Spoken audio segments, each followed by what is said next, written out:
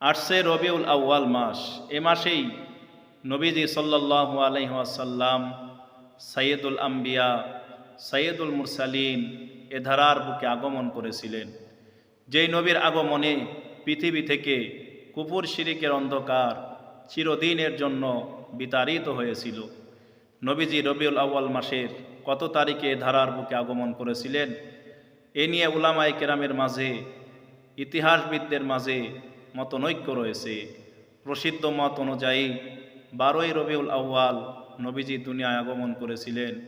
নির্ভরযোগ্য মত অনুযায়ী 8ই রবিউল আউয়াল নবীজি এ ধারার বুকে আগমন করেছিলেন।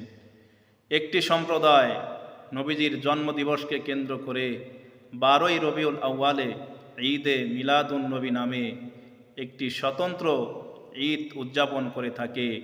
অথচ এই ঈদের ব্যাপারে না কোরআনে কোনো সমর্থন রয়েছে, না হাদিসে কোনো সমর্থন রয়েছে, না নবীজি সাল্লাল্লাহু আলাইহি সাল্লাম থেকে কোনো প্রমাণ রয়েছে, না সাহাবায়ে কেরামের থেকে কোনো প্রমাণ রয়েছে।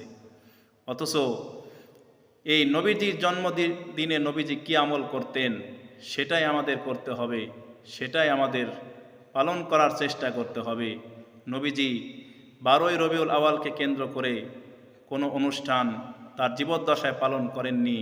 সাহাবায়ে কেরামও 12ই রবিউল আউয়ালে কোনো উৎসবের দিবস পালন করেননি এবং তাবেঈনও তাদের যুগে 12ই রবিউল আউয়ালকে কেন্দ্র করে কোনো উৎসব পালন করেননি।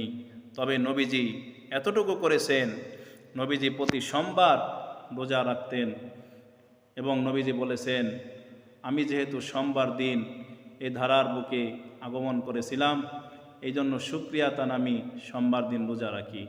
সুতরাং আমরা নবীর জন্মদিনকে কেন্দ্র করে যদি কিছু করতে চাই, তবে নবীজি যতটুকু করেছেন, নবীজি যেহেতু সোমবার দিন জন্মগ্রহণ করেছিলেন এবং নবীজি রোজা রেখেছিলেন, আমরা নবীজির অনুসরণে প্রতি সোমবার রোজা রাখতে পারি। এর থেকে বেশি কিছু করলে এটা হবে বেদাত, এটা হবে গৃহীত কাজ, এটা হবে কুসংস্কার। এই সমস্ত কার্যকলাপ থেকে আল্লাহ তাআলা আমাদেরকে হেফাজত করুন, আমিন।